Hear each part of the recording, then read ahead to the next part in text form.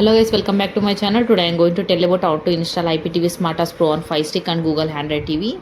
We are using in this video Fire TV Stick 4K Max on the video. However, this exact method will work on Google Android TV boxes as well as a variation of Firestick or Fire TV as well as popular smart TVs. I'll explain the step-by-step process. Please keep watching this video.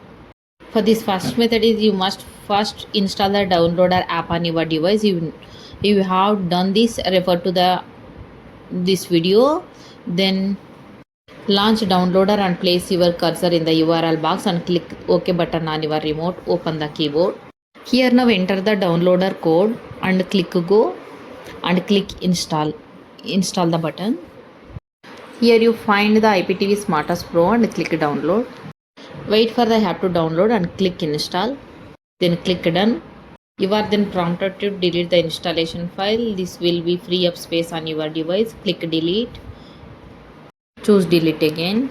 Installation is now complete. You can find IPTV Smarters Pro on your application list.